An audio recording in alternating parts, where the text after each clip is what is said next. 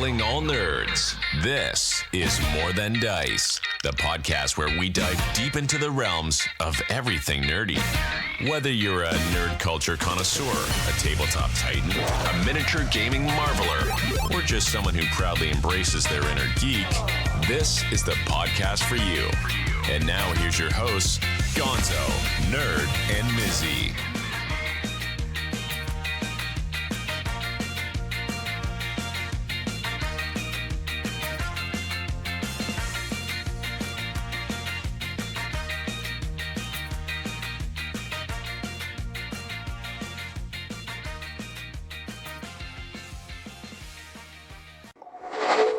Welcome to another episode of More Than Dice. I'm Gonzo.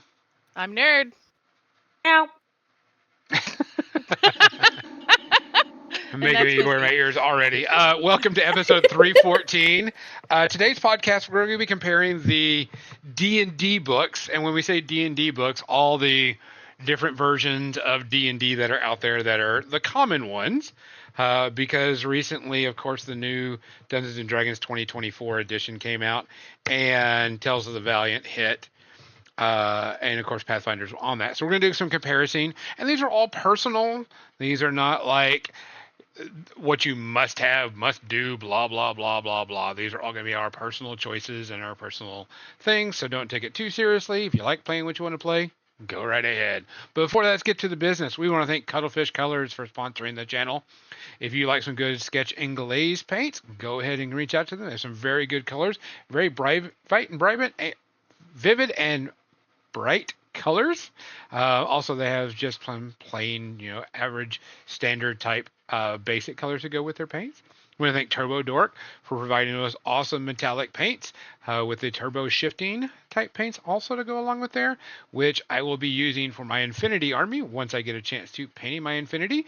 Once in 5 drops around Warfare Weekend, we will be doing a N5 discussion and playthrough with Mizzy and I. And we want to talk about, what was the other one? Creature Caster. We want to thank Creature Caster for sponsoring the channel.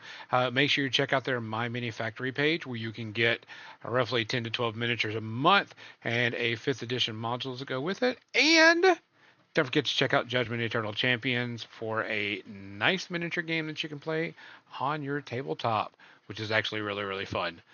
Which one of our local game stores is looking to start up a Judgment League pretty soon. So, Oh, really? Yeah, so we might be jumping into that too. So, be really cool. But it is a new week and a new time and a new day. We do have some news information coming up. We haven't launched it yet, but there will be a More Than Dice webpage that is going to be coming out. It's just going to be a simple WordPress page so we can have everything. If you've been following our Facebook page, a lot of stuff has been kicked off of our page. Facebook's new AI algorithm, whatever you want to call it, is actually denying us to link to certain things. And so we're going to be putting out a WordPress page so we can link to podcasts, media, and other things, one-stop shop for everybody that follows us. And there'll be articles and YouTubes and all that stuff, but it's just going to be an easier place for everybody to get to and hang out and get stuff going with an RSS feed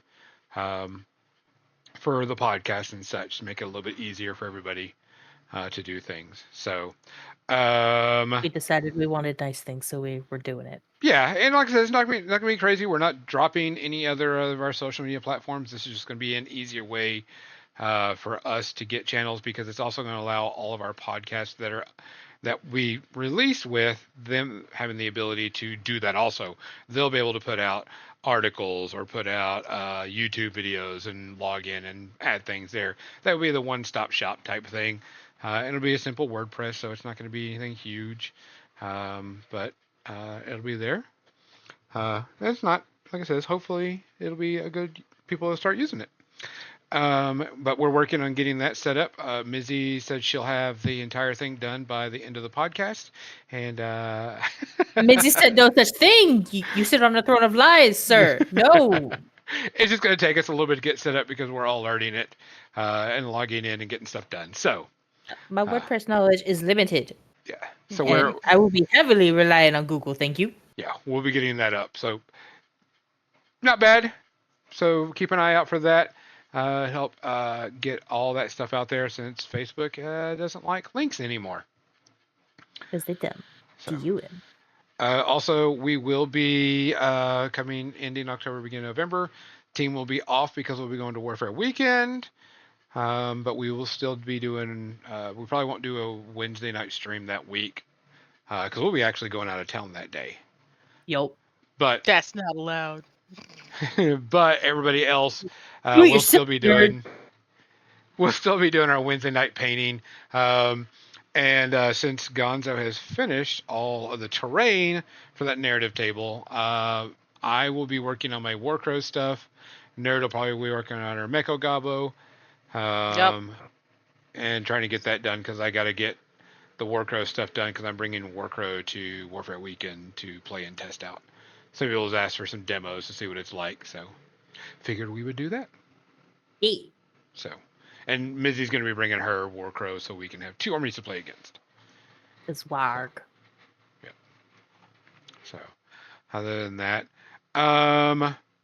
what else? We got any other news that we need to talk about? I think that's it.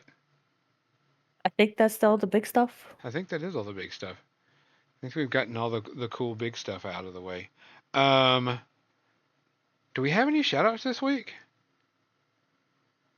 Not that I'm aware of. I do not recall anything. No, but I don't again, recall I've do been anything. pretty checked out. Yep. Yeah, I don't recall her doing anything. I think I remember just that I know of. Yeah, I think that's it. Guys, as usual, we appreciate you listening and following us. And like I said, we'll have more podcasts coming in.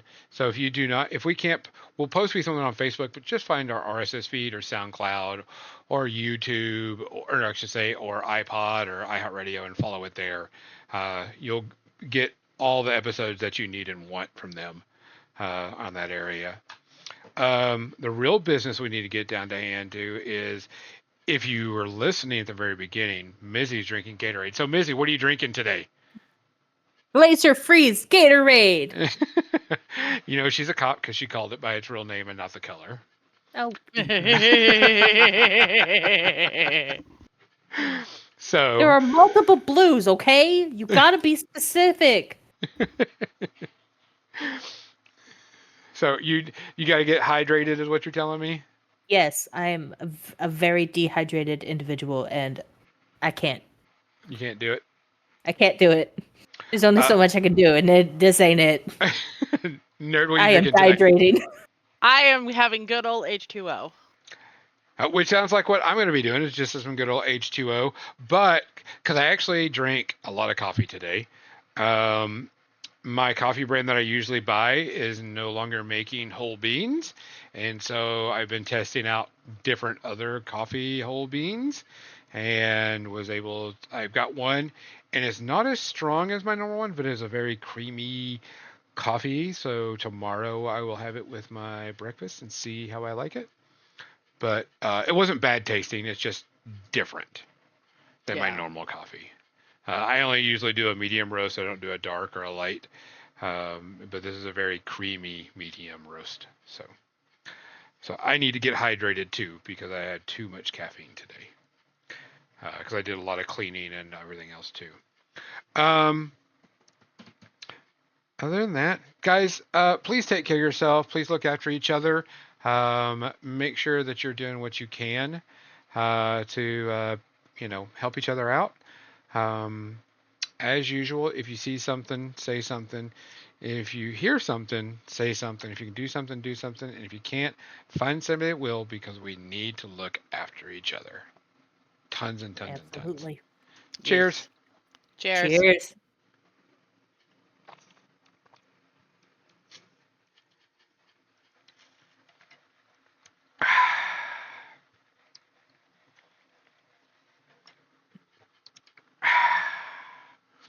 H2O. There you go. Okay. I hear you now. I couldn't hear your ahs. Well, it's because I have it sensitive, so you can't hear my 3D printer going off like crazy. No.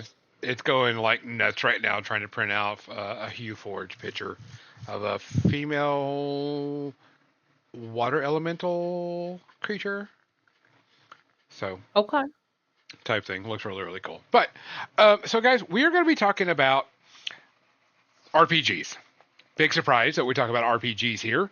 But Not us nerds, ever. recently there's been an influx of, I don't want to say D&D clones, but that's kind of about the best way to put it. And of course, D&D brought out a new edition the last week, 2 weeks ago, something like that. And we all decided to look in it. And of course, I bought all the books and done my research and read them all. That's what I did all this week. One of them I had already read, but I had Tales of the Valiant last week and D&D this week, 2024, and started looking at it, which I guess they're nicknaming it 5.5e type thing. That's what some people are calling it, or D&D 2024. Yeah, So, that's what I've heard. It is D&D 24. yeah, so it's not a 5th edition; it's a new edition. There's some changes, but we wanted to do a comparison and talk about the differences between them. And we wanted to talk first about Tales of the Valiant. Tales of the Valiant is Cobalt Press's version of the D20 RPG system, and that's what we're going to call it, the D20 system. That way, everybody knows it's you're rolling D20. It's very common. You have the same 8 stats. Blah blah blah. Cobalt Press, great company, makes a ton of D&D stuff. If you wanted 5th edition D&D stuff or anything out there, Cobalt Press has it. They have hundreds and hundreds of things out there. But I read through this, and I got to tell you, I wasn't impressed. It's very average. Your species, which we're not allowed to say, I guess race is a term that's going away now. They're called species, which is okay. Don't have a problem with it. And this species doesn't have a direct correlation to your stats anymore. You know, it used to be if you played a dwarf, you got like plus to con, plus to strength, or minus to dex, or whatever. That's gone away in this edition. No problem. I did find it interesting on how you did stats in this. Okay. So in this one, there's 3 ways to do it. You could do the point buy system. You know, you have so many points, and a score or whatever costs so many. You got your standard array, where you've got your abilities, and you get a certain modifier, a certain grouping, and you just put it out there. Then you've got your 4d6. Take the highest of the 3, put them where you want. But if you have a score of 16 or higher, you can add 1 to that score. And if your score is 17 or below, it's like this. If it's 16 or below, you add 1 to one score of your choice that is 17 or below. So that's how you get your modifiers type thing. So you're pretty much picking, the way things are done.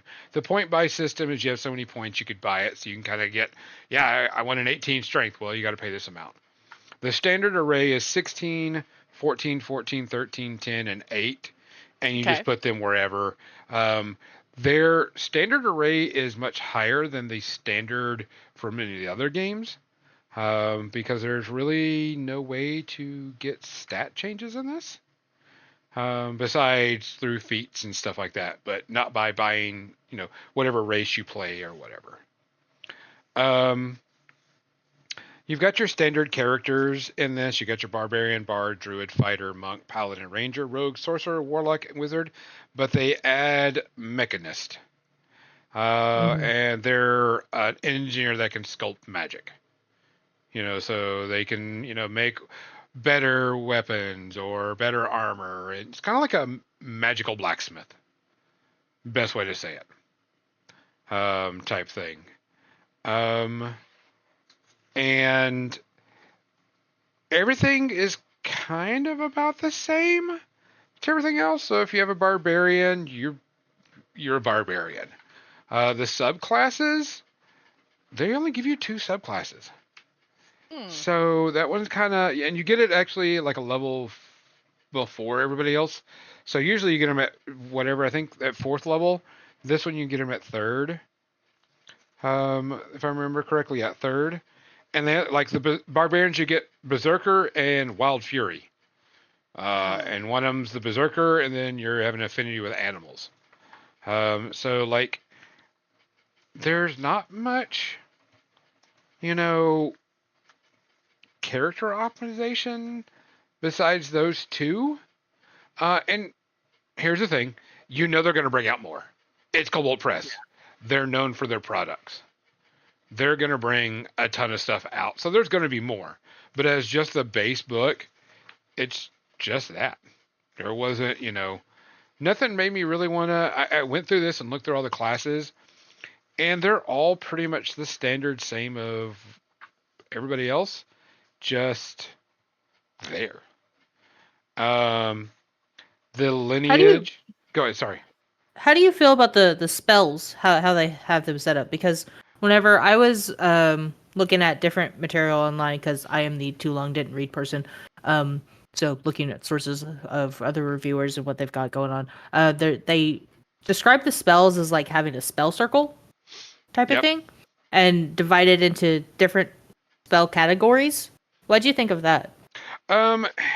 You're not going to notice much of a difference on spell casting for that fact, because it's going to have the same thing. Your proficiency bonus and your int modifier is your attack and your spell DC saves. Your spell book contains 1 first circle arcane spell of your choice, or contains 6 first circle type thing. And first circle is kind of, it's level, pretty much. So it's not too much of a big deal. It's not like it's going to be,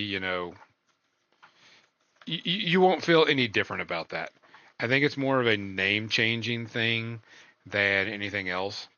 So, I wouldn't say that it's, hinder you much, or you'll notice any different. But besides that, you also choose, you have your lineage, I think is what they call instead of species in here. Yeah.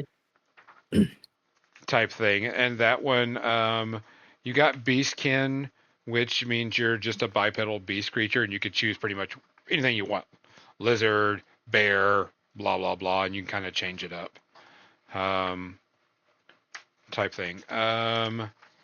You have your dwarf, your elf, your human, kobold, which is their standard, orc, Siderian is creatures from another plane of existence, and small folk are another one, so halflings, kind of in a way. So, you can get it kind of there. I know a lot of people were talking about that, half races are gone. Like there's no half elf, there's no half orcs or anything like that anymore. But that's been taken out of like a lot of games. But the next thing that you would choose is your heritage, which is kind of your background, which gives you a little bit of things to your character, because then you've got, it's not really backgrounds, it's, your heritage. It's different than backgrounds because heritage affects your part of your languages and like how you grew up sort of thing. So like your culture of it. Yes. But then your background is separate. Yeah, because your background's like an personality artist, traits, criminal, scholar, stuff like that, which can give you additional proficiencies and stuff like that. They do talent just like everybody else. You have prerequisites to get to it. Magic items and all that, all the same. I mean, even some of the stats are all the same from previous edition or other editions. But the one thing that does set them apart is the luck ability. I don't know if y'all saw that. Yes, that's actually something that I was going to bring up if you didn't, because I really like that mechanic. So something that somebody pointed out in one of the videos that I watched is that a lot of times in D&D you feel like if you miss your attack roll, then that's it. You just wasted your turn type of thing. But with this luck mechanic, what you can do is if you fail it, then you gain a luck point, and you can, potentially change the outcome of that roll. Yeah, because anytime you miss an attack roll or fail a save, you gain 1 luck. Yes. You can have a maximum, I think it's 5 luck at one Yes. point. Mhm. And at one time, if you already have luck, then you have to do this: roll a d4 and reset your luck total to the number rolled, which is weird. Just say you can't gain anymore. I thought that was weird that if you're at 5 luck and you gain another luck, you have to roll a d4 to see what happens. And that's how lucky you get. I was like, just leave it at 5 and not gain it. If I was going to play this, I would definitely say just House rule that, yeah. Yeah, I would house rule that. You don't roll it, just lose it, because you're going to be using your luck points. Yeah. Because you spend your luck points, you can spend for a 1-to-1 bonus to any check you make. So you can spend 2 luck to get a result of, if you roll a 13, you need a 15, you spend 2 luck, you got your 15. Yeah. You can't. And Go ahead. I was gonna say, unless you roll a nat 1 and you can't make a natural 20 using your luck. Correct. But every other time you can. But if you needed a 20, you can increase it to 20. It's just not considered a critical, type Correct. thing. You can't stop the critical miss or critical hit. And that was pretty much about it.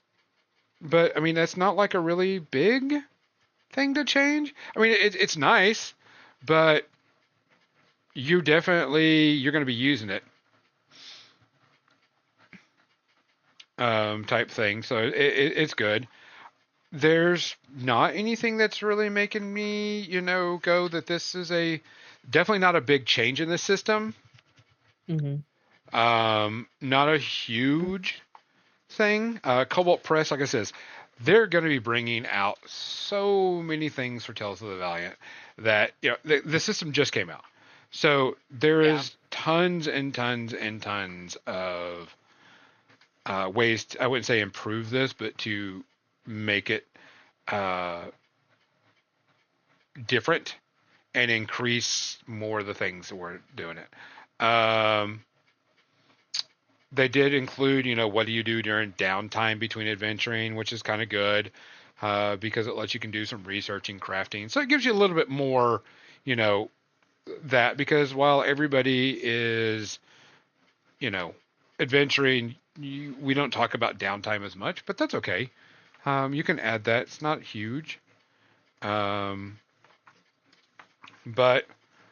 I didn't find that there was a huge difference. I think this was more put out just to thumb up to, Wizard of the Coast for doing what they were doing. And It was definitely a response to the online gaming license that was going on.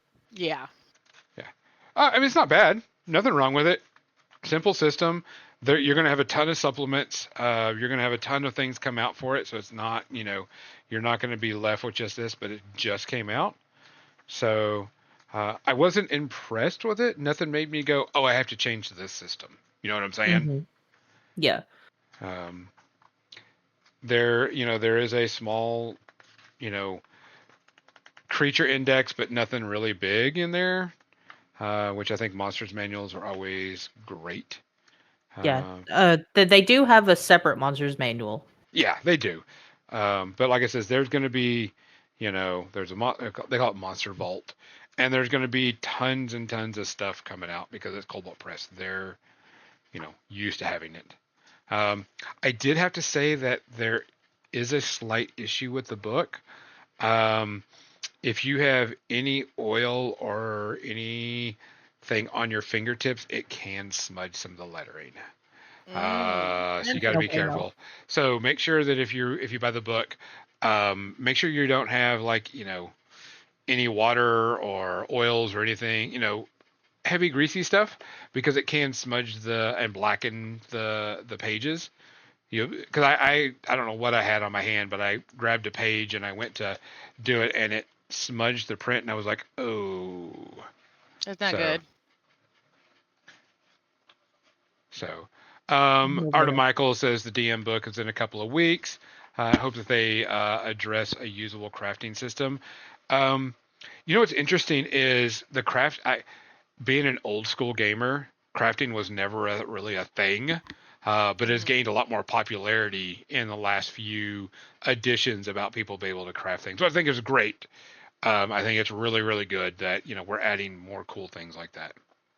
I did see where they changed up the tools, Yeah, like your artisan tools and whatnot, and how you could do more stuff with those. So yeah, I think it's in the right direction of adding more stuff. yeah. Like I said, it's Cobalt Press. They're gonna add a shit ton of stuff.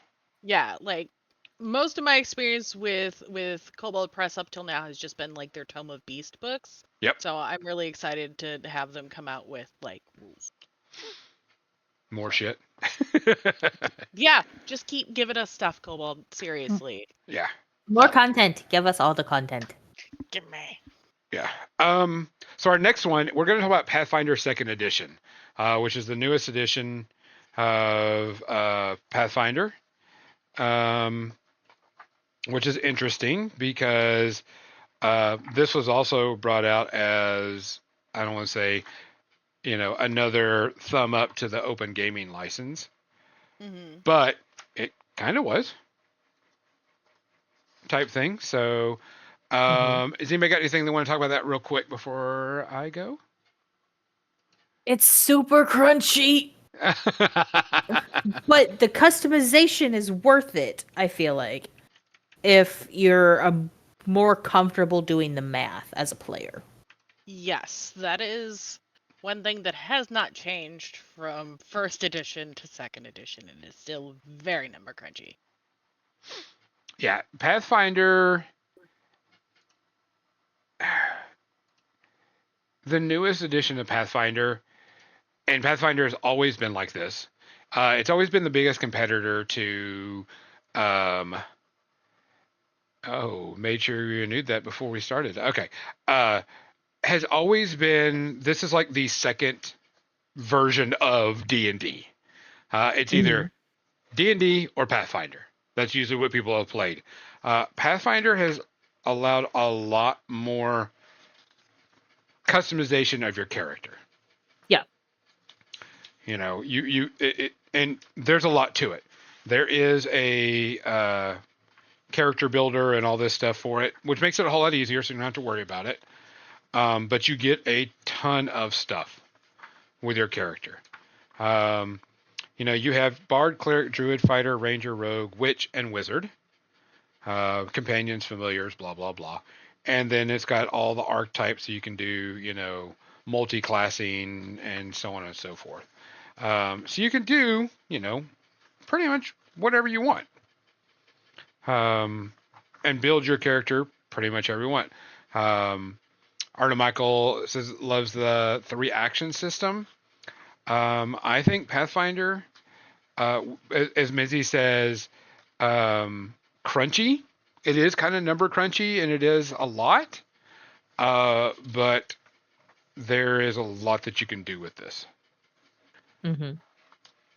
Type thing. There is so much. And of course, as with any other Pathfinder and, Paizo, there's going to be a shit ton of supplements. You name it, they're going to have it.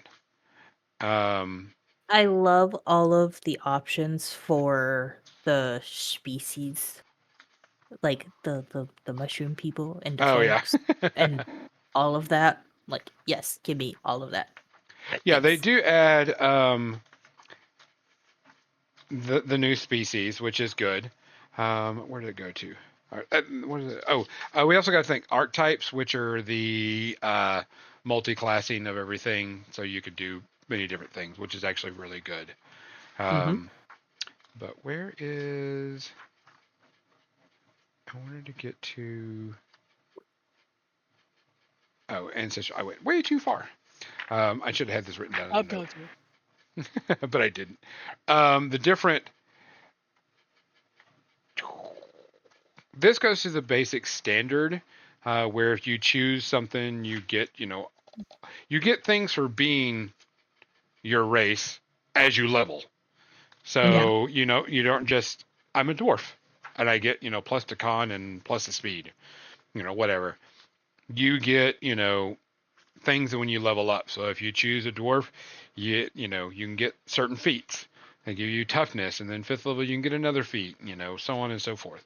So there's dwarf, elf, gnome, goblin, favorite, halfling, human, leshy, or leshy, depending on how you Leshy. pronounce it, which is the Leshy. mushroom people, The and leshies. orcs. And they're kind of your standard, but you've got some, I love the goblin heritage. I think that's one of the greatest things about here is it's really, really good. Goblin themed makeup. So just so you know, Nerd is making Mizzy wear goblin themed makeup next week. Okay. I won't be here. Gobbo. Gonna gobbo. Oh, you're not going to be here next week? Wait, what? Oh, wait a minute. I'm off. I keep on thinking that. Okay, never mind. 2-3 weeks. Yeah. I've lost track of the days and what week I have con. I keep thinking it's next week, no matter what week it is. No, you're a little off. Everything Yeah. is next week. Everything is next week. Anyway. All right. Yes, I will be here for that. Noted. Gobbo makeup. Okay. Gobbo makeup. But the ancestries are your standard, dwarf, elf, gnome, goblin, halfling, orc, lushy. But they also add versatile ones, which is changeling, Nephilim, and mixed ancestries, which is also something that could be done too. So you can get a little bit of, a little bit crazy with your races, a little bit, different. Backgrounds are the same thing. This one is, I would say, how do I put this? Pathfinder is more of the, I want to custom build something. This is how you do it. Yeah. Pathfinder Absolutely. custom builds things for you. Yeah. You can build custom build, and they're going to have tons of stuff. There's a master's manual, DM guide, so on and so forth. And they're going to bring out tons of adventures, tons of things going out there. So it's not like you won't have, anything that you can't do. Yeah. Nerd or Mizzy, what do you have to say about Pathfinder? That it is. I feel like it's more of an advanced players game Yes. because you don't have a sandbox to play in. It's very customizable, which is both good and bad if you're new to the experience, because it's a whole ass experience. It is. They do provide you. There is a free character builder, so you can, if that's something that's going to happen, you do have the ability to do that. Yeah. So that makes it a little bit easier. But yeah, and like the character sheet, just to let you know, if you really, really, really, really, really get into it, I think the character sheet is like 5 pages long. So I mean, it's got so you can have everything. Mm-hmm. But very, very customizable. But if you haven't done it before, you may want to have someone help you with it. Type thing. Get an elder nerd. Get an elder nerd to do it. Just a baby.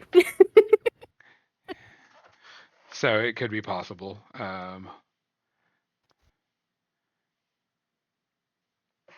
And the big one that came out last week, this week, and the 50th anniversary is D&D 2024 Player's Handbook came out. Indeed. Indeed. I read through all of this and went through it because, there's a lot of, I wouldn't say controversy, but there's a lot of people that, are very upset with it because, nerds, they hate change. Hate, double hate, entirely loathe. Yes. Change more than anything. Like beyond belief. They hate change. So they decided to, do the same thing as a lot of other people, and your species no longer controls and dictates what your stats are. Yes. That was one of the things. I do like what they did though. So if you wanted to play a dexterous dwarf, you could. Mhm. Yeah. Because you would choose, what is that called? Heritages? Origins. Origins. Yeah, because that's kind of like where you grew up. You're more a product of your environment and less of a product of your birth type thing. Which I was like, okay, I don't have a problem with that. Just a little different way to do stuff. Let me see, where was that? Let me try to find it. Because there's a lot of character stuff in this. Just to the classes. Classes are still all the same, so that you've got your standards, so there's nothing big change there. You could be an artisan, and so your strength, dex, and intelligence can be better. And I think what it is if it's you can choose two, and get +2 to one stat and +1 to one stat, or you can get +1 to all three. Is how they do it when you look it up. And you can get certain things, but your origin dictates kind of how you lived your life before you went adventuring. Okay. So, which is kind of good because, like I said, you're a product. If you wanted to play a noble thief, you could. Who said you couldn't? Yeah. Or a soldier, or a wayfarer, or a scribe, or sailor. So on and so forth. If I want to play a gentleman pirate, then damn it, I can. Yeah, and now it's a little bit in there. The different species is the Asimir, Dragonborn, Elf, Dwarf, Gnome, Halfling, Goliath, Human, and Orc. Oh, and Tiefling. Sorry, can't forget the Tieflings. Gotta have the tieflings. Was it? What someone tell me? Tieflings are the bisexual choice of nature.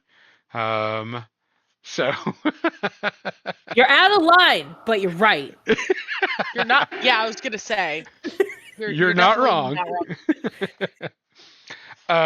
Which I think is interesting. So Goliath is kind of one of the bigger changes in there. But your species dictates, what you want to be. So gives you, and you actually can choose different type of species. So if you wanted to be, example, elf, you can choose drow, high elf, or wood elf. And depending on which one you choose, you get benefits for that. And sometimes, when you level up, you get new things in there. Like the elf, if you choose drow, you get increased dark vision and dancing like cantrip. But at level 3, you can get fairy fire, and level 5, you can get darkness. So you get different things like that. So it's different. I didn't say it was wrong, and I don't think it's wrong. I actually was not a problem with that. Mm-hmm. I know that they moved like a lot of the combat feats or combat things into feats now. Yeah, so fighting styles are moved to feats. Correct. Yes. And then you have to be level 4 before taking them. Yep. I did. Art of Michael was talking about monks are powerful. Monks have always been powerful. I don't care any system you're in. Monks have always been powerful and badass. Oh yeah. It's just the thing. It's always been a thing. I am currently playing a monk in Baldur's Gate 3, and I am kicking ass with my fists. I punched a dragon to death once. That was cool. I love that for you. Yeah. The one thing that they do in this one is there's a lot of subclasses in this. So example for fighter, battle master, champion, eldritch knight, Psy warrior. So there's like 4, give or take. So you get a lot of variety, much more than Tales of the Valiant. So is that what they're referring to as class feature with weapon mastery? So so if you choose like a fighter, when you get to what is it, level 4, I believe, you get to choose your subclass. Okay. Oh no, level 3 fighter subclass, and you choose one of the subclasses, and that lets you, if you choose battle master, you get combat superiority, maneuver superiority die, saving throw bonuses. and student of war. So you gain proficiency with certain things. And Gotcha. then Okay, mastery okay. options are you get maneuver options, different things. And so, example, the Eldritch Knight, you get to be able to cast spells. So you're kind of like a blade singer, I guess, if you want to call it. Okay. For people that are old school. So you're a warrior that can cast limited spells, but you can cast spells. And then the Psy Warrior, you're a psychic warrior that can like do shielding and buff people, buff yourself, type thing. So, but there are definitely a lot more uh, subclasses in here that were pretty interesting.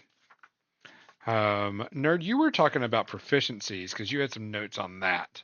Yeah, well, we're talking about weapon mastery Yes, specifically.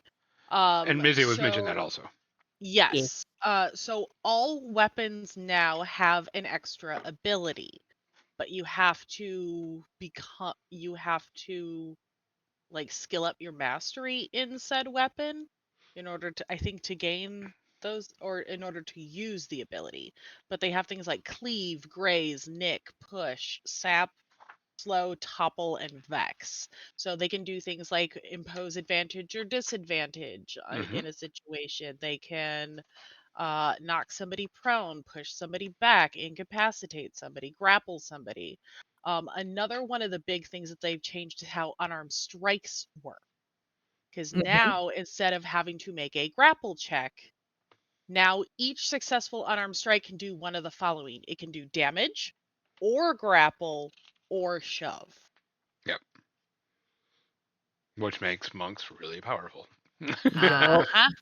Uh-huh. They're like, I hit you. I'm gonna grapple you instead of X, Y, Z. Yeah. Of course, they have the feats. The feats are all in there, and of course, there's Mhm. prerequisites to whatever. Some of them depends on levels or abilities, depending on what it is. And you Yep. can get stuff that is, increase your stats, or you get mastery of certain weapons or whatever. Mhm. And then you have, when you get to like level 19 plus, you have epic ones that are Yeah. even bigger. One of the big things I noticed is like in some of the things that they updated, they mostly just kind of cleaned up the language to Yep. make them easier to understand. One thing I was doing while I was reading this, they were giving you suggestions like, hey, if you want to play this, you might want to look at these two skills or these two weapons because these Mhm. work well with XYZ, which Mhm. I didn't mind that at all. Oh. Um, it's very, I would say, newbie friendly Mhm. type thing. Um, I feel like this one's even more noob friendly than the other one because of the way that you build your characters and the fact that origins have replaced backgrounds. yep. Hmm. So instead of it just being flavor, it actually shapes who your character is instead of your race, Yep. which just thank you. Yeah. What I Um, am does not determine what I can do. correct. And who I am. What Um, and who are two different things. I Yes. didn't I don't know notice you. any big changes in spells. Hey, No. Ms. Raven B.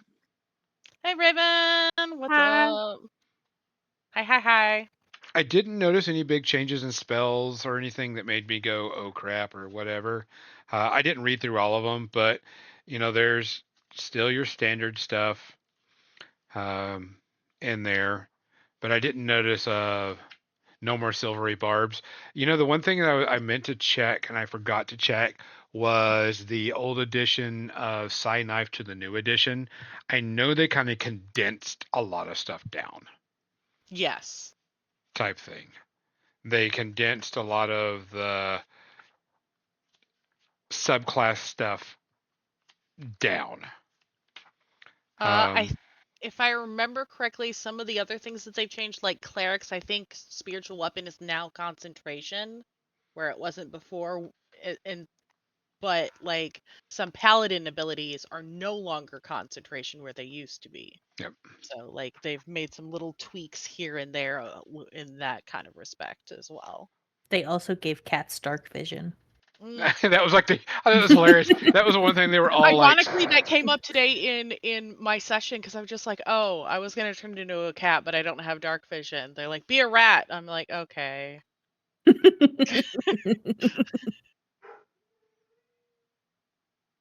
Now you can have a cat with dark vision. Yay. Yeah, there's a lot of people that were like, that was like, cats finally have dark vision, which I thought was funny. Yeah. A long time running joke. They in the new book they definitely have a ton of rules definitions, so you can find out what is a cylinder, what are curses, what are expertise, you know improvised weapons. So you don't have to go digging through the book. They've got a plethora in the back, so you can look it up. I would say that this one is very very newbie friendly. Mm-hmm. Glossary is really good.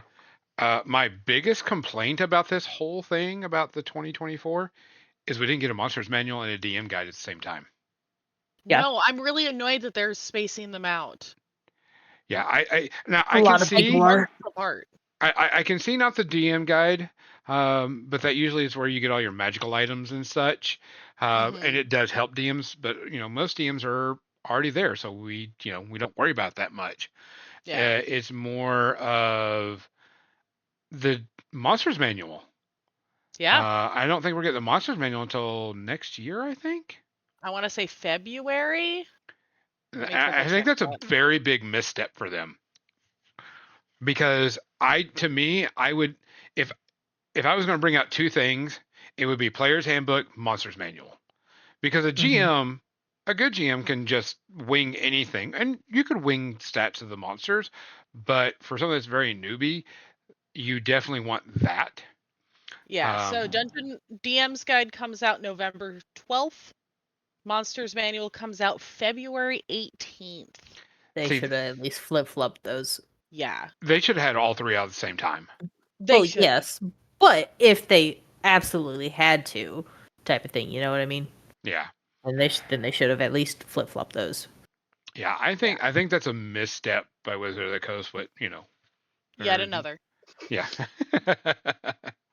I'm not upset about this as much as I thought it was going to be. No. I'm an old school player. I mean, I played, back in Dungeons and Dragons before there was an advanced Dungeons and Dragons. I played it in the 70s.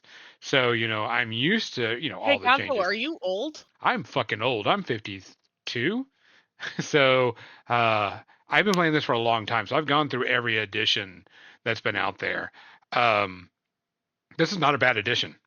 I don't see anything like glaring wrong with this at all. I'm not upset. Besides the release of books, if they would have brought out the Monsters Manual with this, I'd have been happy.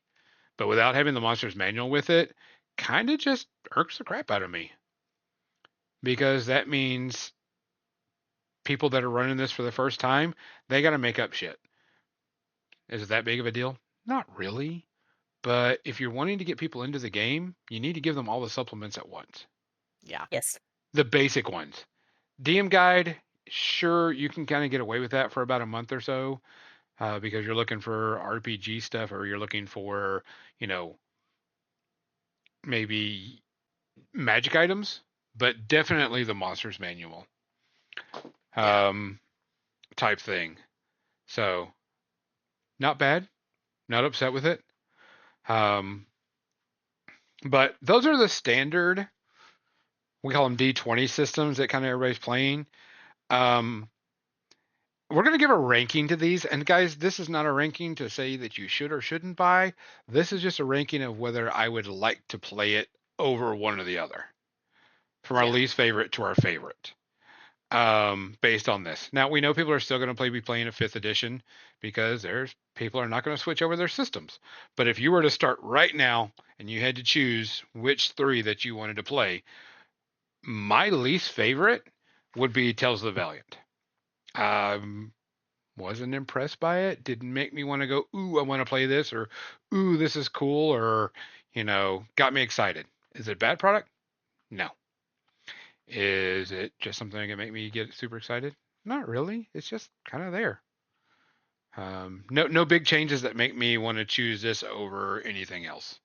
Yeah. Yeah. Nerd? And you Oh, sorry. Go ahead, Mizzy. I was just gonna say, if you really wanted certain elements out of Tales of the Valiant, then you could totally homebrew it or house rule it type thing. Yeah. Yeah. So, Nerd, what's your of the three? Which would be your least excited to do? I would agree with Gonzo. It it's got some cool stuff, but again, yeah, what Busy just said, it could be homebrewed. Um, it's got some cool ideas. However, it's enough like D&D that You could add the luck system in there. yeah. As Arthur Michael says, he does the chip system. It's the same thing. You could add the chip system or the luck system to anything, and you probably wouldn't know a difference. Yeah. Mizzy? I gotta agree with both of you, because yeah, it's just kind of there. Second favorite, D&D 2024. There was is when I was reading it and going through it, I'm like, okay, there's these changes. I get it, no problem. But immediately I went, I want to play a Psy Warrior or an Eldritch Knight. I was like, immediately. I was like, I would make an Eldritch Knight or a Psy Warrior, no problem. Right off the bat, it got me excited to play that. I think it would be really cool to play one of those. And build up whatever I wanted to. I didn't get into the number crunching or anything, but those two classes made me go, yes. That got me to want to play a warrior, because I always thought warriors are kind of boring, because it's usually I hit really really hard, or type thing, and those subclasses made me want to play that, and I thought that was interesting. The changes aren't huge. Very, very newbie friendly. Could easily run a campaign off of the new edition, and wouldn't be upset with it. Would I switch over from 5th edition? Like if I was in a campaign right now and I was going to switch from 5e to this, probably not. I'd finally finish up my 5e and then make a whole new campaign with that type thing. Nerd, what's your second choice? I would have to go with Pathfinder, but that's also because the number crunchiness of it is intimidating to me. Okay. Just like Pathfinder 1 was. So it's not as noob friendly. So I am of the other two systems, it's the less likely one of me to run. Just the learning curve and hurdle with it. So maybe. My choice is entirely dependent on who's helping me run the game. But if I don't have help in the game, then I gotta say Pathfinder for the same reason as you, because I don't like math. I don't like to think too hard. And as much as I would love to play certain concepts from the Pathfinder system, math is hard and intimidating. So And yeah, and when you're trying to do things quickly and you spend 10 minutes just trying to do the math from your roll. And then you have anxiety because you're taking too long and you're like, I'm sorry, don't hate me. Yeah, no, that totally tracks. Yeah, so Get out of my head, Mizzy. get out of my head, nerd. Quit acting like we're the same person. And then our preferred. Mine, I love Pathfinder.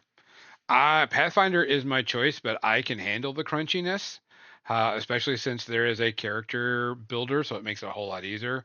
I like the number crunchy because I can customize my character any damn way I want. Doesn't mean I can't everywhere, but this one makes it a whole lot easier. I like Pathfinder out of all the D20 type systems more than anything. Plus, I like playing goblins. I still want to play my goblin bard, but I think I like Pathfinder personally more myself. One, for the fact that it is easily customizable. You can make whatever you want. Um, and you get a ton of abilities and ton of cool things. And I like the 3 action system also that Art of Michael was talking about. You get to do a lot. You're not just I rolled a hit type thing. There's a lot of different things you can do. Uh, Type thing. And I don't mind the number crunchy, but I'm used to that, so I can do that information. You have the experience. I have the nerdness how to do that. Yes. Nerd. Mine's gonna be the 2024 D&D. I am actually starting to slowly integrate it into my existing campaign already, because some of like the changes that we're implementing are like the weapon masteries, like some of them was just update to abilities. I didn't have anybody completely rebuild their character, but a lot of my players did, using the new rules. Like just built it the same but using the new rule set. So Mizzy. I gotta go with the new D&D 2024 because same reason. It's easy. It's what I'm familiar with. Less anxiety attacks with number crunching. Yeah. So here's my So thing that I ask about all this, because we knew you were going to choose 2024 based on everything else, yeah, but yeah. mhm. are you going to drop 5th edition to start?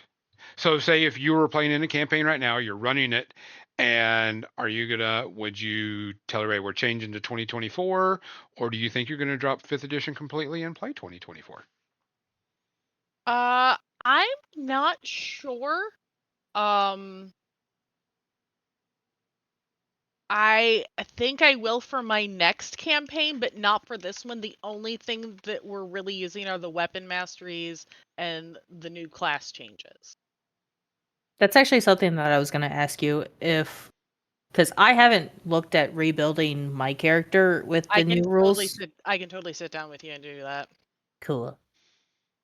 But We I got wasn't time. sure if I had to necessarily. No, I made sure to put in my post. It is by no means required, but you are welcome to if you choose. I like it.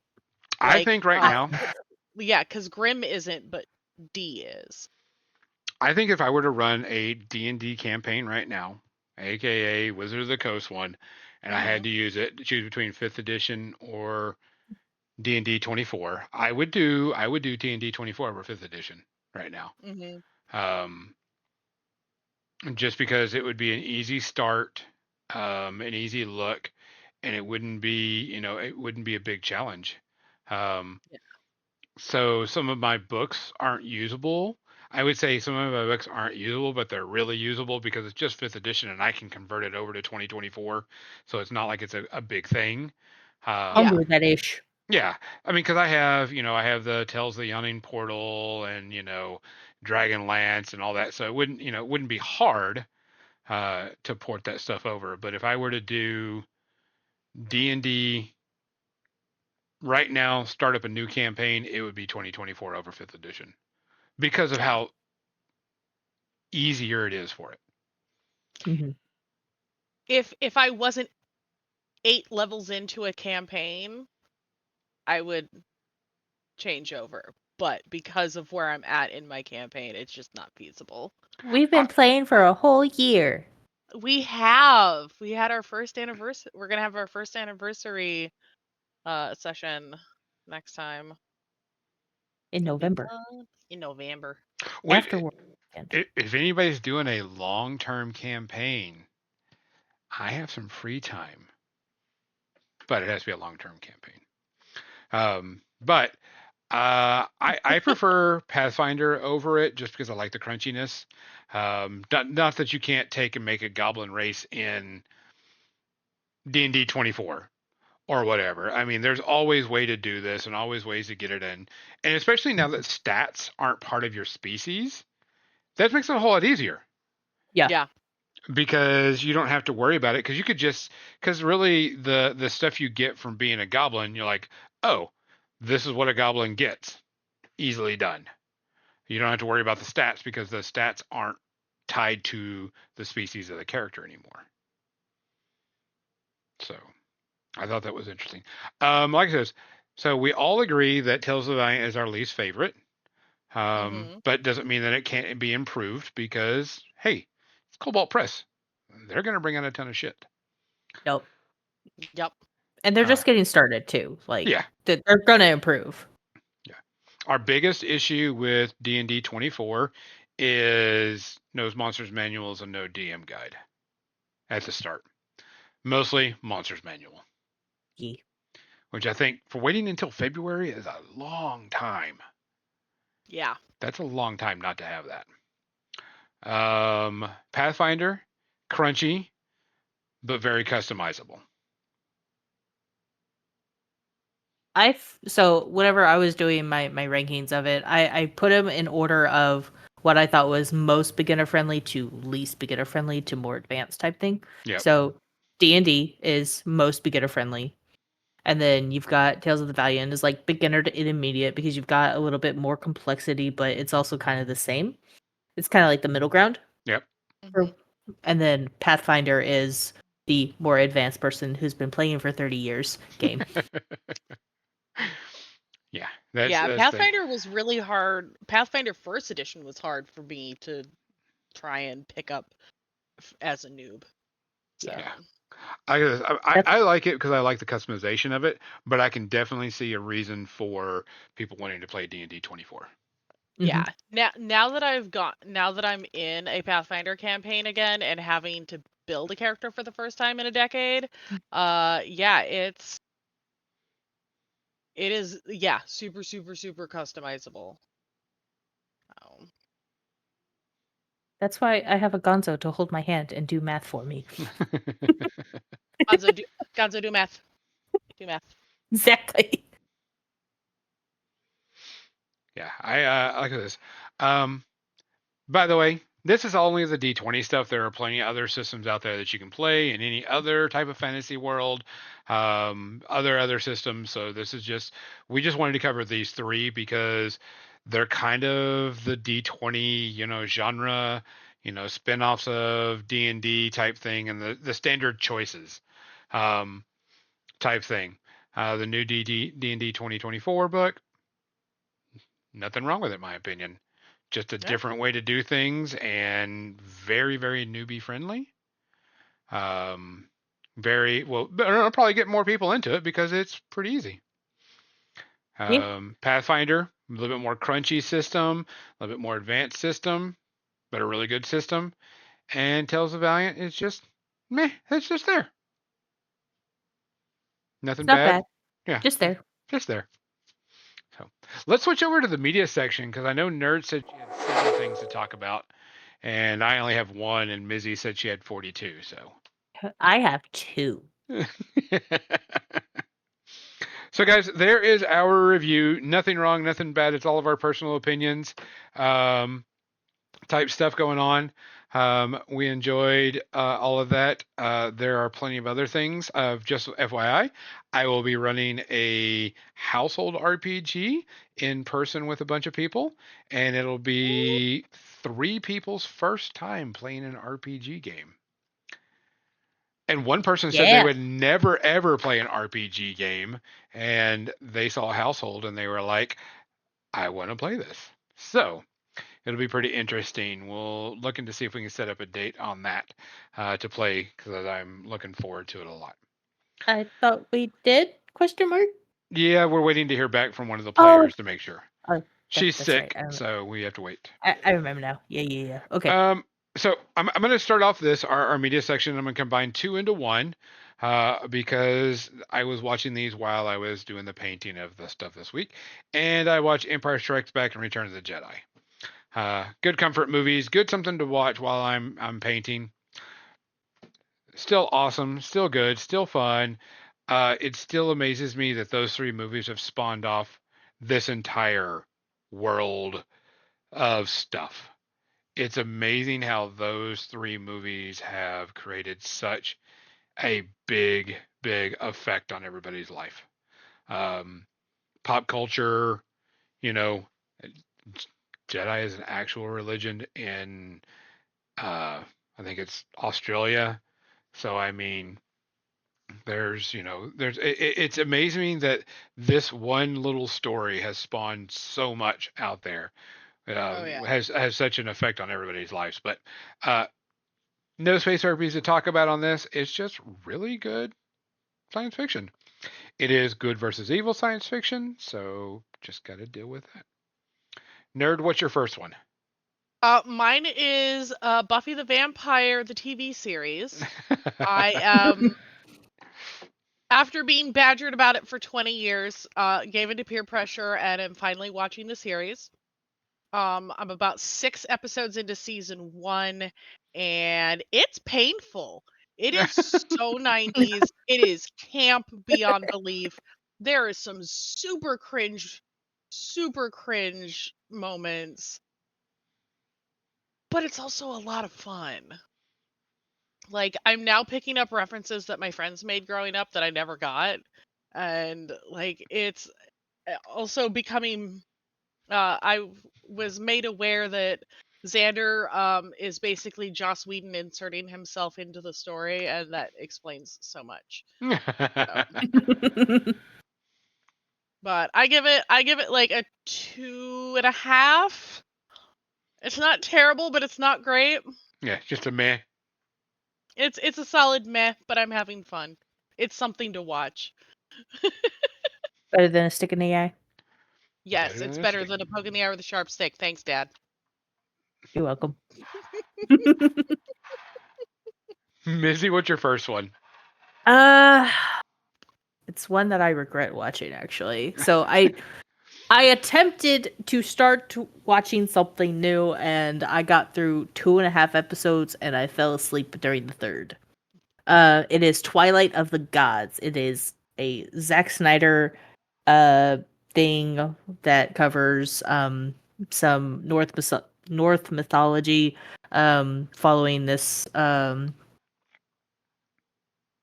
Viking woman who basically all of her family got killed by Thor, and now she's seeking vengeance. Made by Zack Snyder on Netflix, and it's a cartoon, FYI.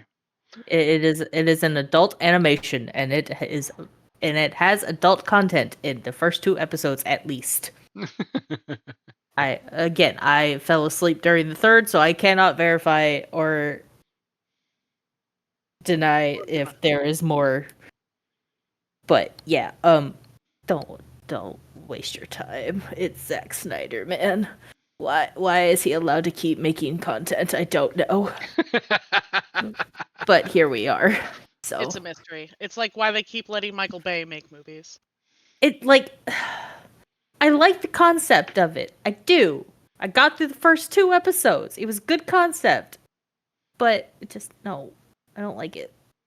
I don't like where it's going. And I'm probably not going to finish it unless somebody makes me. Unless someone pays you. Hey, so guys, if you want to put like some bits in there to force Mizzy to watch the rest of it, you can go ahead and do that.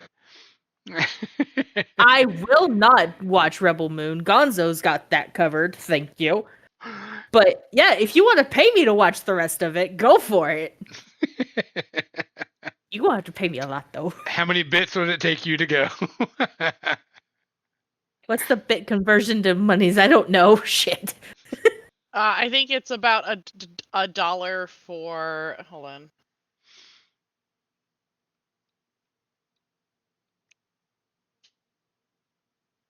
Uh, 100 bits is $1.50. Hold on. Mizzy's doing the nerd math on her calculator. I can't math in my head.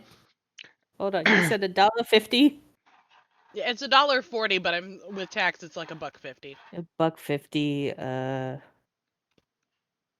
500 bits. 500 bits, and she'll be forced to watch the rest of that show. So I'm going to go ahead and talk about my pick of the week, because there is one show that all three of us are going to talk about. But I'm going to talk about pick of the week because I thoroughly enjoyed it beyond belief. And on Max, the new Penguin series started up. It's going to be a limited series. I think it's only supposed to be one season, which I'm okay with.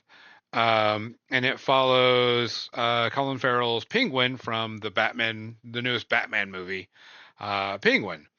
And I still can't get over how good his transition of his stuff is on his makeup and everything else. It is unbelievable. Penguin this is the start of it, and it is actually starts off where Batman ends, pretty much.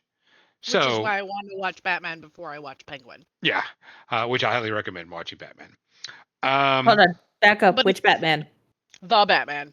Okay. Batman, the newest one. It's Okay. 3 hours long, which is why I haven't been able to get myself to sit down and watch it yet. Yeah. Why must it be 3 hours long? We You've have watched no it. spiciness. You've watched it already, Mizzy. It's the Robert Pattinson one. I did not watch that. Oh, I thought you already watched that one. But No. it pretty much starts right off where Batman left off, which is good because that means you don't have to get going crazy. If you like mobster movies or mobster TV shows, aka Sopranos, where they don't give a fuck and they kill without punity because someone pisses them off, go watch The Penguin. This show, just the first 15 minutes, I'm like, holy shit. Yeah, he just did that. Yeah, this is gonna be a violent TV show. And I'm all for it because this one is really good.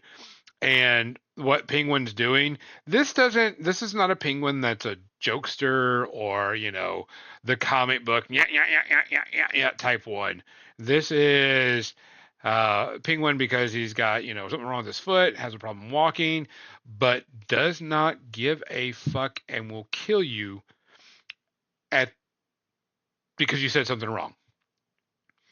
And so violent.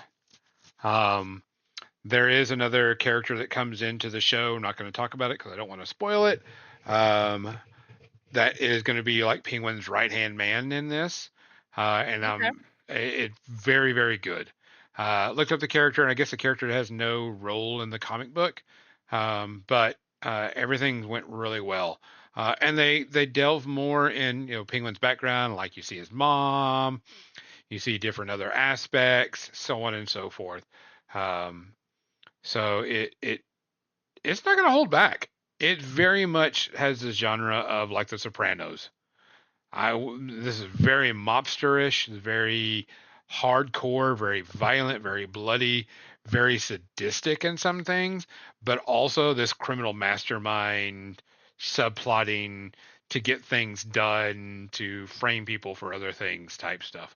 And like I said, Colin Farrell's makeup and everything in this, you can't even tell it's him at all. And I'm all for it. It's super, super good. He says that makeup was a pain in the ass. I believe it. But man, is this show good. Right now, there's only one episode out, 0 space RPs. I'm enjoying the shit out of this. Nerd? I'm going to wait until we can all talk about Agatha. Okay. I guess that's Mizzy, because that's the second one. Yeah. So, Agatha, all along, started this week. The first 2 episodes are out.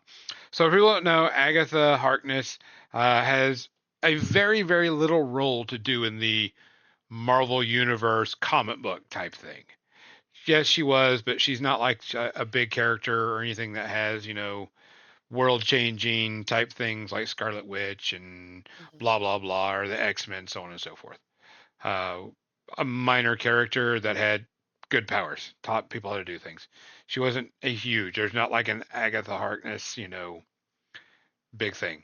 But in the MCU, thanks to WandaVision, Agatha Harkness became really big and really popular, and they did this spinoff. And it starts up shortly after WandaVision, pretty much. With a little bit of leeway. We'll have no spoilers because it just came out. But just so you know, make sure to pay attention to things that happen in the background and things you find on the walls because the people are Easter still eggs? pissed. Yeah, there's a lot of Easter eggs. The town is still pissed off at Scarlet Witch. Oh yeah. And there are things that are in the TV show. People are still finding Easter eggs about this stuff, which is good. First episode. I thought the first episode was just okay. I wasn't Yeah. like Mhm. super impressed. I wasn't like, okay, you're a little like, okay, what's going on type stuff, but it wasn't, crazy. Yeah. It kind of started the story, but you had to have known WandaVision before this. Yeah. So, Or at least watch it with somebody who knew what was going on. correct. Yes. And so it was just there, and it kind of like, what the fuck's going on with this? But the episode where she comes out and talks to the neighbor, I laughed my ass off at that. We all did, let's be real. I thought yeah. that was hilarious. That was really good. Catherine Hahn she's great for this role. Still the same, so on and so forth. Great. She's definitely showing off her range of talent. Yeah. Yes. The teen, which that's all they've named him now. The actor Yes. is Joe Locke. Mhm. Teen. He's my favorite. He's pretty fun. He's adorable. He is. Yeah.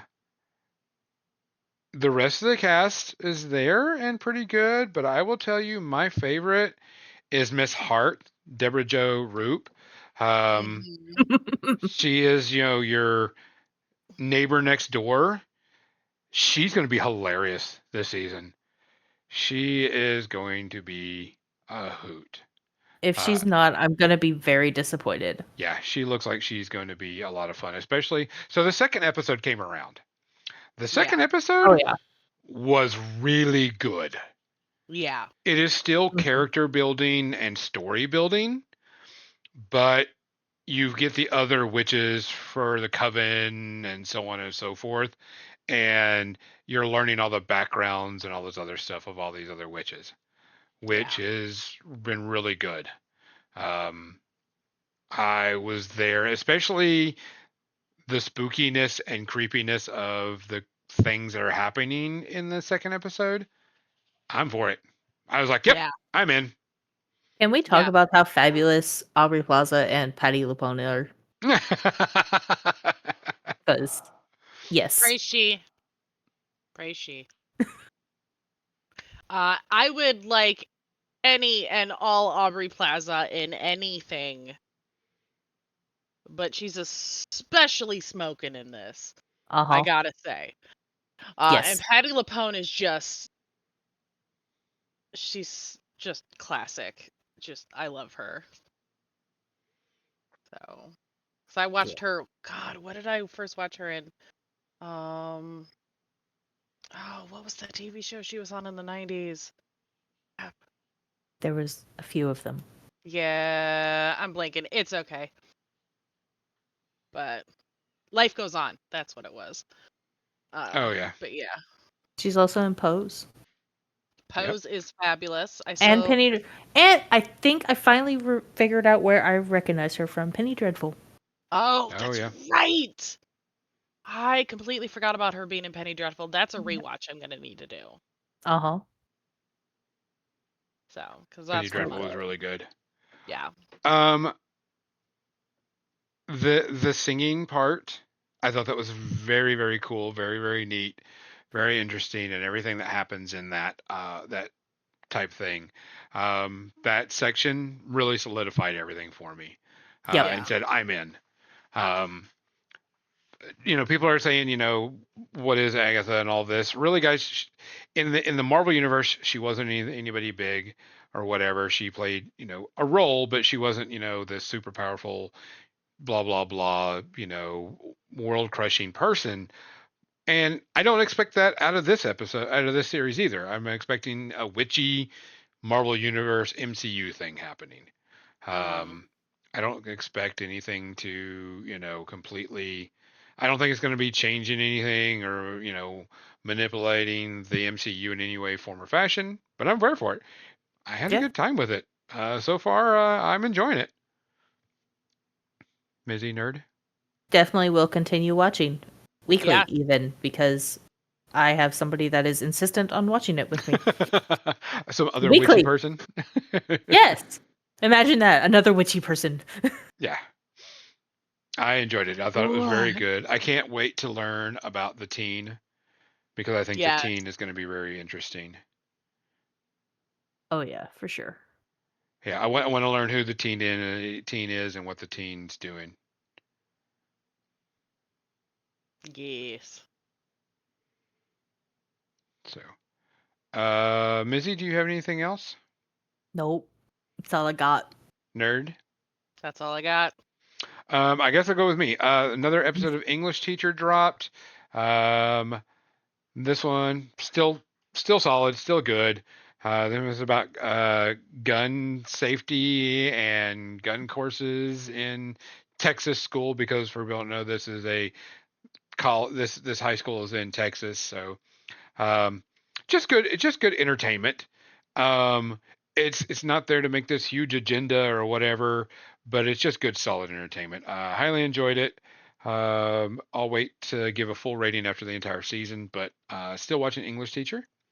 It is on Hulu or Disney Plus if you have that. I watched the newest episode of Rings of Power, and I am kind of with everybody else. I really would like an episode or a series of uh, just the Stranger and the Hobbits or whatever they're supposed to be. I want them more than anything. I already know the story of everybody else, but the Stranger, I want to know more. I mean, we did And the get Tom. Harfoots. Yeah, the Harfoots. We did get Tom Bombadil finally, and so Tom Bombadil's in this. Uh, so that's fine by me. Um, we were supposed to get 5 seasons of this, no matter what. So I'm enjoying it. I thought it's fine. It's decent fantasy. Is it great Yeah. fantasy? No. But is it decent enough? Yes. Um, type stuff. My last one is I'm watching a Netflix show, and I have to talk about this.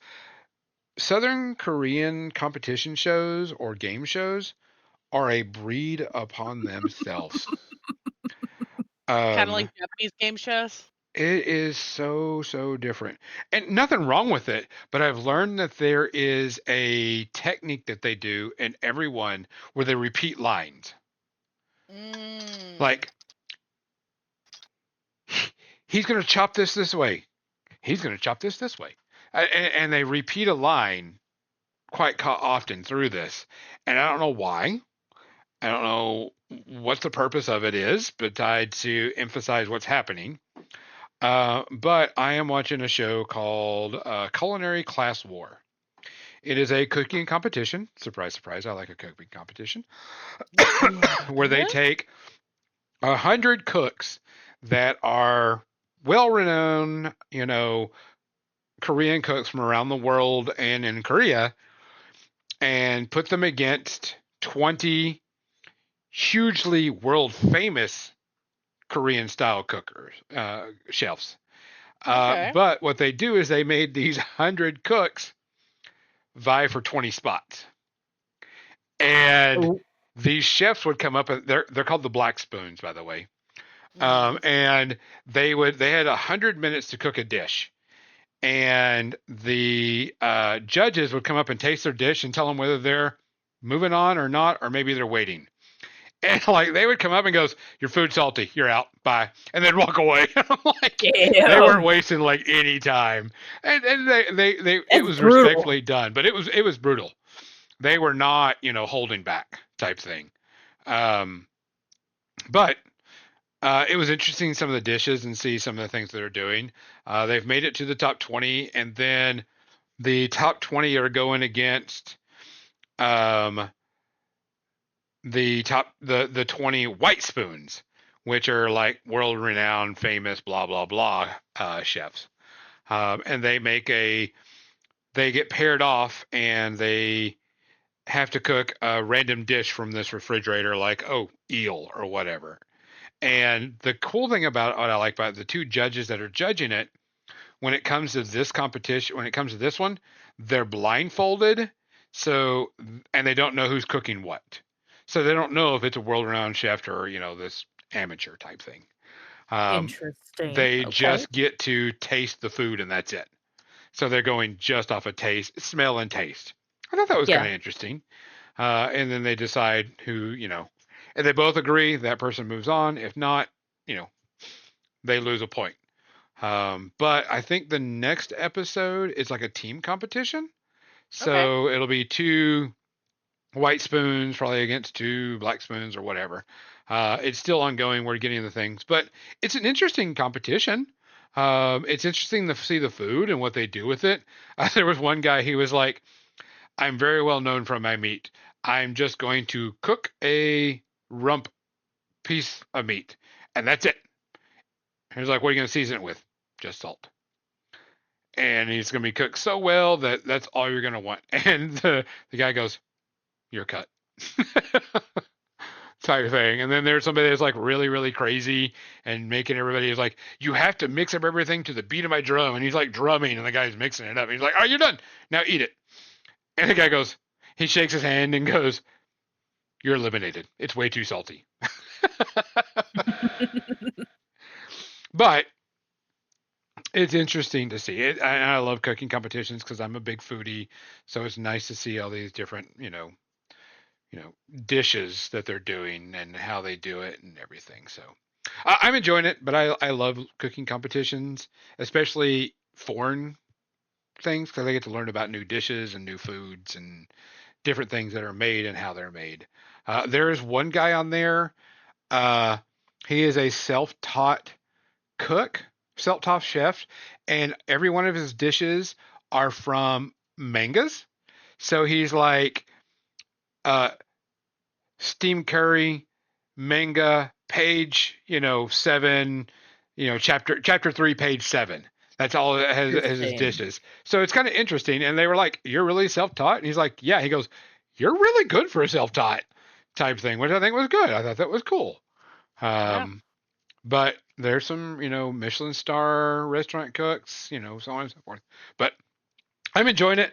You can't really give it. The format is still kind of neat and interesting. I don't understand why they have black spoon, white spoons, or why they got to repeat comments all the time. But it's if you like cooking shows, go and watch it. It's very interesting. There is a lot of fluff in there, so you kind of have to every once in a while just kind of like fast forward type thing. But they do cut to the chase. It is 12 episodes long, and I think there's like Okay. 4 episodes out right now. I'm sure Okay. we'll get a couple more. Which I thought was very interesting, as Netflix has given us a lot of Korean shows, which I'm there for. They're interesting and different. Other than that, you two have anything else? Nope. Nope. Guys, please make sure you check out. We will be updating. We do have a web page now. We will be updating it. We're waiting on Captain Mizzy to format some stuff and get some things running. But we're building it. Got to give it some time. It's something new to us. But we'll have some stuff up there eventually that you can see and look at. And we'll have our podcasts out there also that should be auto updating through different things. Make sure you check us out on Wednesday night, where Nerd and I will be painting miniatures. But in November, Miz will be taking over some of that because Nerd has some other RPG stuff she's got to do. Nerd doing nerd stuff. Imagine that. Yep. I'm gonna be a dragon. My name is Lemon. So, Never You Nerd. gonna played be a a dragonborn. scrawny It's so dragon. different. Huh? You gonna be a scrawny dragon. I am a noodly boy. I have seen your character art. You are a very noodle boy. Yeah. Nerd is going to be switching us. Nerd is going to make a request that we join Goblets and Warlocks. Is that who it is?